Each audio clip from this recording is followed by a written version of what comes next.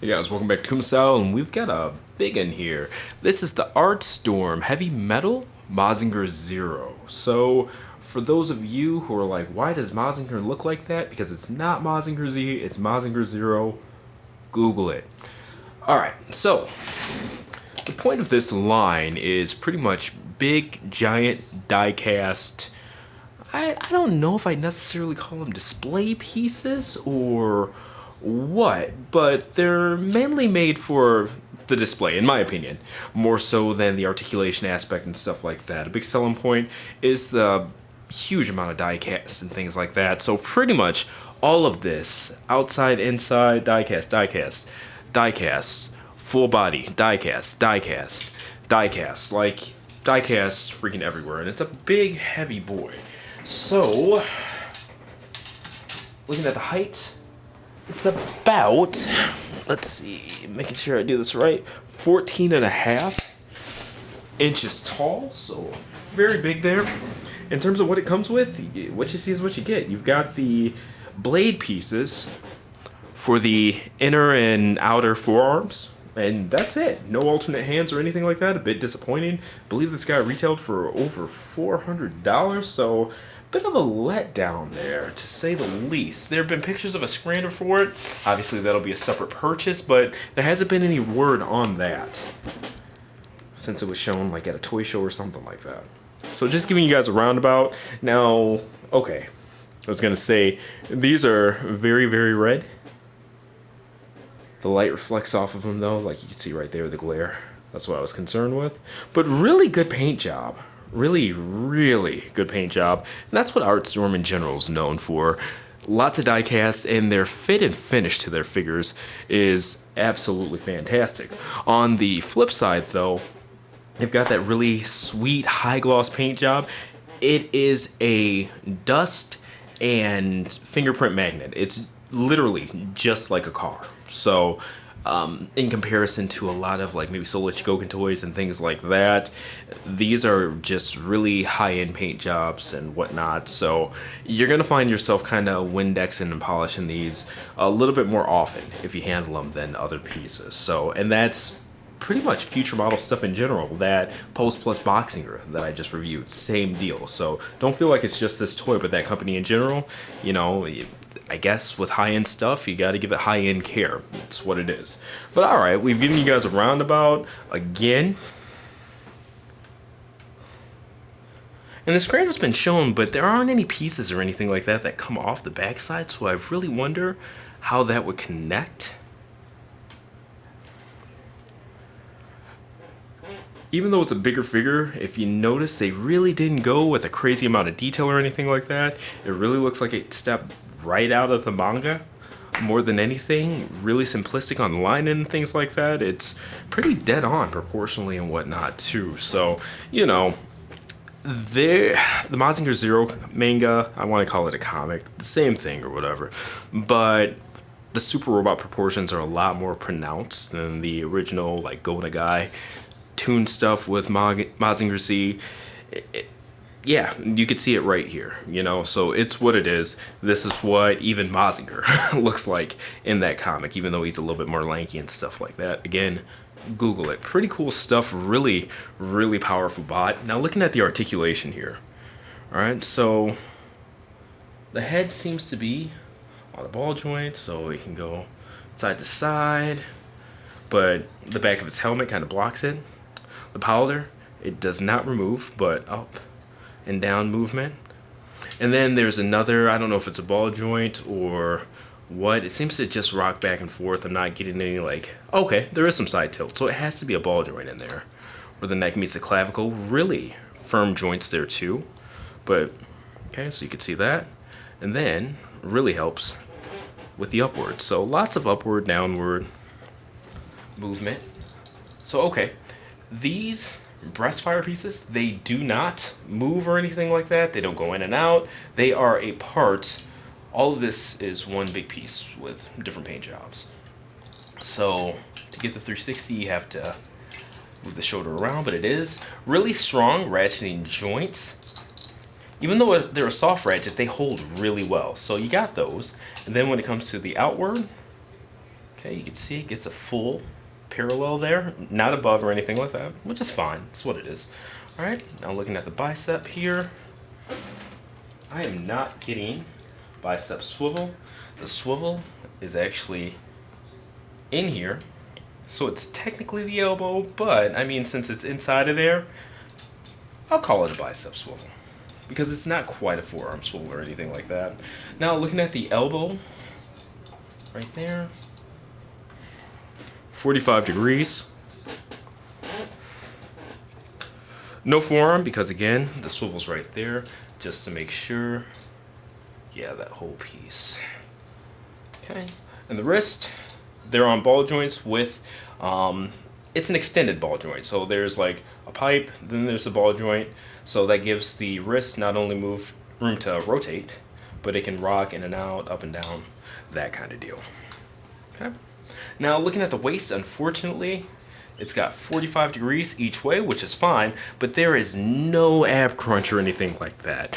Really unfortunate because when it comes to Artstorm stuff, whether it's their action toys, toy lines, future models, they always have that stuff. They're really good about having articulation and things like that. So even the Ultimate Optimus Prime is one of the most articulated figures that I have, and that thing's huge. So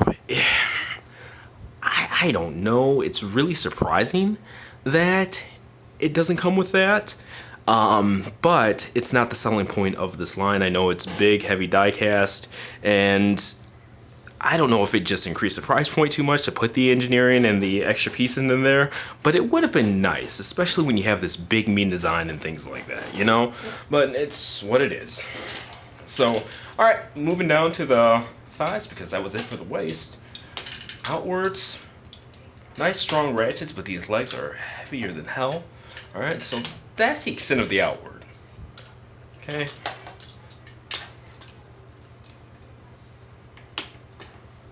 I'm not even going to try to make it hold up a kick or anything like that. Backwards, that's what it is right there. That's how you attach the blades. Didn't want that to happen. Alright, so outward kick, you see that's it. And it's not even a matter of the thigh, it's just the actual hip itself. There's no movement in this. It's, again, another big die-cast piece. So, thigh swivel, that's friction. And I don't want to assume you guys can hear, so the hips ratchet both ways. Alright, 45 degrees. Really strong ratchets on those. And then the ankles, click, click, click, click. A couple of clicks, then back and forth, no movement in the feet. You can see they're big pieces, and that's really the extent of this guy. I mean, fortunately, unfortunately, not everybody's into the posing and stuff like that. I get it. But for what you pay for this thing, to me, there definitely should have been more. And that's just my opinion. Alright? And it's a standard that the company set for themselves. Now, these pieces hold in pretty well. I don't know why that came out. I could have did something to jiggle something in too hard. I could have just plain not had it in all the way. But it's what it is. So it's out.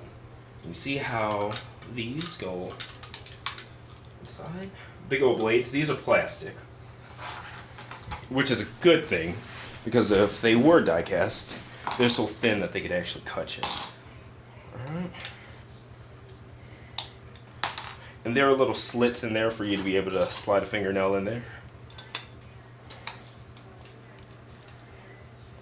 And just dropping stuff all over the floor, and it's fine. Okay, so now we've got that. We'll actually go a little bit lower now. Now, when it comes to the posing and stuff like that, again, it's not really one that's made for a lot of that. Not crazy much you could do with it.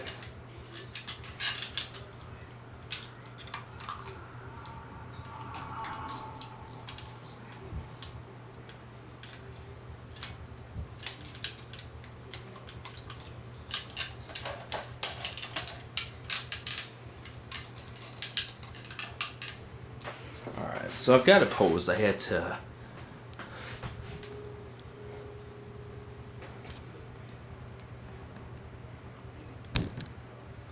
Okay, see if a little bit lower doesn't work for that. It's just not one that's made for super much, but what it does do, it looks really good doing. I will give it that much. And there we go. Again, this has been Artstorm's heavy metal line. This is the Mazinger Zero. They have a Tetsujin 28.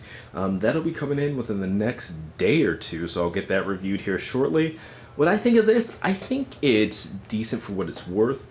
Is this something, I'll tell you guys straight out. I traded for this one. I traded something that cost me just over $100, but appreciated in value to the point where it's just as much as this thing. Looking for it, it's a rare item. So traded something, it was an extra that I had. Why not? So it's worth the, I guess, $120 that I actually came out of my pocket when it came to this. But $400, not really my cup of tea.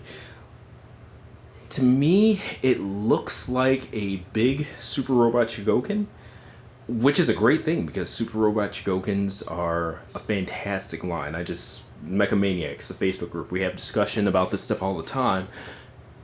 We were just talking about that. It's a very underrated line. Really good detailing, really good look. Just awesome die-cast line, but they're really small. They're like 6-7 inches tops.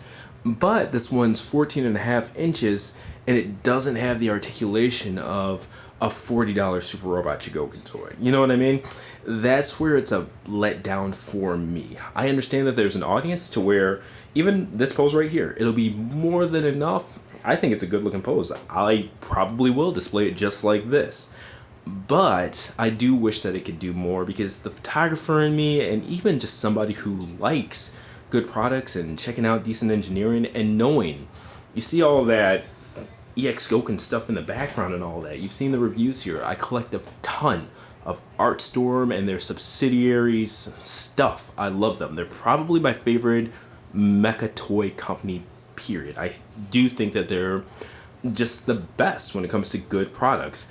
But this line in particular, it does not live up to the standard that they've set with their other products, in my opinion. And you know what? I think it's objective. You see that it just plain can't do things. It's a big die-cast toy, more so than an adult collectible to me. But anyway, let me know what you guys think in the comments. This has been another Kumastyle review. Thank you guys for watching. Review and gallery will be up soon on kumastyle.com. See you next time.